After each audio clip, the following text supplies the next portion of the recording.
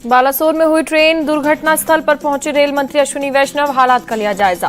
मृतकों के परिवार के प्रति रेल मंत्री ने जताई संवेदना, कहा सभी दिवंगत आत्माओं के लिए हम प्रार्थना करते हैं।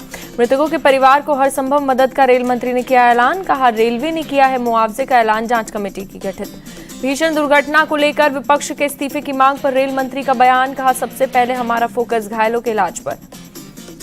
बालासोर में रेल एक्सीडेंट की जगह पहुंचे सीएम पटनायक, रेल मंत्री के साथ हालात का लिया जायजा। चेन्नई में स्टेट इमरजेंसी ऑपरेशन सेंटर पहुंचे सीएम स्टालिन, हादसे पर निगरानी रख रहे अधिकारियों से ली हालात की जानकारी। हादसे से दुखी बीजेपी अध्यक्ष जेपी नड्डा, कहा रेल हादसा अत्यंत ही दुखद, हमारी संवेदनाएं पीड़ितों के साथ। बीजेपी अध्यक्ष जेपी नड्डा का ऐलान, रेल हादसे के चलते केंद्र सरकार के आज के कार्यक्रम स्थगित, 9 वर्ष पूरे होने पर होने थे प्रोग्राम। एनडीआरएफ के वरिष्ठ कमांडेंट का बयान, कहा लगभग सभी जीवित लोगों को निकाला गया, अब शवों का निकालने का हो रहा है काम। एनडीआरएफ के कमांडेंट का बयान, कहा रात से ही 6 टीमें कर रही हैं रेस्क्यू, मेडिकल टीम और डॉग्स भी मौजूद, लगभग सभी घायलों को निकाला गया। ओडिशा के चीफ सेक्रेटरी का बयान, कहा राहत बचाव काम जारी, 7 एनडीआरएफ, 5 ओडीआरएफ और 24 फायर ब्रिगेड टीमें रेस्क्यू में जुटी। चीफ सेक्रेटरी ने दी जानकारी, कहा परिजनों को सौंपे जा रहे हैं शिनाख्त किए गए शव, अज्ञात शवों को लेकर नियमों का होगा पालन। जांच टीम को लीड करेंगे साउथ ईस्टर्न रेलवे के सेफ्टी कमिश्नर। शुरुआती रिपोर्ट के अनुसार सिस्टमैटिक फेलियर से हुआ हादसा। ट्रेन एक्सीडेंट के प्रत्यक्षदर्शी का बयान, कहा 200 मीटर दूर मार्केट में सुनाई पड़ी आवाज, मौके पर पहुंचकर लोगों को ट्रेन से निकाला। एक्सीडेंट के बाद मदद के लिए उमड़े स्थानीय लोग। बालासोर में अस्पताल में बड़ी संख्या में पहुंचे युवा, ब्लड डोनेट के लिए लगी लाइन। ट्रेन हादसे में 235 से ज्यादा लोगों की मौत, करीब 900 से ज्यादा लोग हुए घायल। बालासोर के बहागाना के पास शुक्रवार शाम करीब 7 बजे हुआ ट्रेन हादसा। 2 एक्सप्रेस ट्रेन और 1 मालगाड़ी हादसे की चपेट में आई। सबसे पहले यशवंतपुर से हावड़ा जा रही सुपरफास्ट एक्सप्रेस डिरेल हुई, इसके कुछ डिब्बे दूसरी पटरी पर पलट गए। डिरेल हुए डिब्बों से चेन्नई जा रही शालीमार चेन्नई कोरोमंडल एक्सप्रेस ट्रेन टकराई, जिससे कोरोमंडल ट्रेन के भी कुछ डिब्बे पटरी से उतर गए। कोरोमंडल एक्सप्रेस के डिरेल हुए डिब्बे दूसरे ट्रैक पर खड़ी मालगाड़ी से टकराई, कुछ बोगियां मालगाड़ी के ऊपर चढ़ गई। ट्रेन हादसे में पटरी पर पड़े डिब्बों के परखच्चे उड़ गए। दोनों ट्रेनों में मची चीख पुकार। घायलों को अलग अलग अस्पतालों में भर्ती कराया गया। आसपास के जिलों के सरकारी और प्राइवेट अस्पतालों को भी अलर्ट रहने के लिए कहा गया। घटनास्थल पर रेस्क्यू ऑपरेशन जारी। एनडीआरएफ, ओडीआरएफ समेत जिला प्रशासन की टीम ऑपरेशन में शामिल। सेना और एयरफोर्स को भी मदद के लिए बुलाया गया। स्थानीय लोग भी रेस्क्यू ऑपरेशन में कर रहे हैं मदद। बड़ी संख्या में डॉक्टरों और नर्सों को भी मौके पर तैनात किया गया। 100 से ज्यादा एम्बुलेंस और रोडवेज की बसें भी तैनात। हादसे के फौरन बाद सबसे पहले स्थानीय लोगों ने रेस्क्यू ऑपरेशन शुरू किया, उसके बाद पुलिस और फायर ब्रिगेड पहुंची। बालासोर के फकीर मोहन अस्पताल की तस्वीर सामने आई। हादसे में जख्मी लोगों को कराया गया भर्ती, कई मरीजों में आई गंभीर चोट। बालासोर के अस्पतालों में घायलों का इलाज जारी। बेड की कमी होने की वजह से जमीन पर हो रहा है इलाज। रेल मंत्रालय ने किया मुआवजे का ऐलान। मृतकों के परिवार को 10 लाख और घायलों को 2-2 लाख का मिलेगा मुआवजा।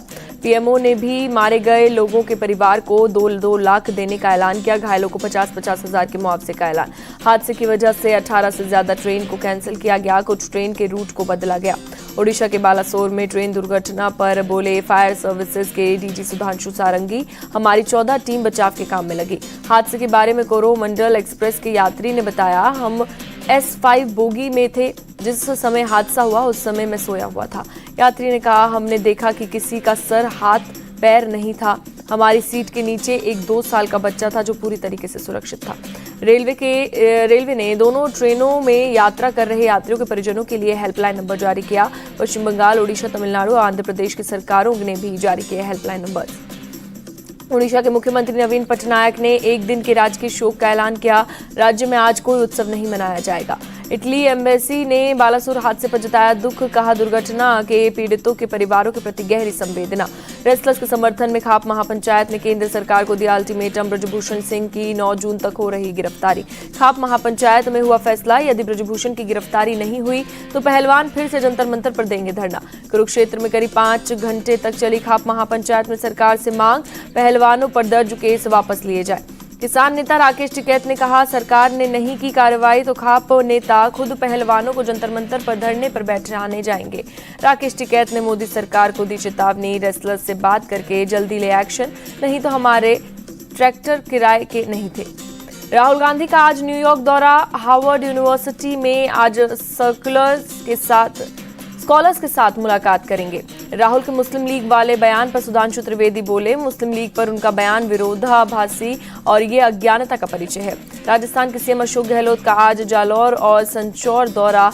महंगाई शिविर में होंगे शामिल। पटना में विपक्षी दलों की 12 जून को होने वाली बैठक में तेलंगाना के सीएम केसीआर के आने की उम्मीद कम। दिल्ली के सीएम अरविंद केजरीवाल का आने भी अभी तक तय नहीं। विपक्ष की बैठक से पहले महागठबंधन के सहयोगी हम पार्टी के प्रमुख जीतन राम मांझी ने रखी मांग। बिहार में लोकसभा की कम से कम 5 सीट पर ठोका दावा। मणिपुर में गृह मंत्री अमित शाह की अपील के बाद उग्रवादियों ने किया सरेंडर। अलग अलग जगहों पर पुलिस को दिए 144 हथियार, 11 मैगजीन। बागेश्वर धाम के पीठाधीश्वर पंडित धीरेन्द्र कृष्ण शास्त्री का आज से वडोदरा में सजेगा दरबार। शाम 4 बजे लगेगा दिव्य दरबार। नागपुर में महाराष्ट्र नवनिर्माण सेना ने अनोखे तरीके से निकाला पेयजल समस्या को लेकर मोर्चा और बारात निकालकर जताया विरोध।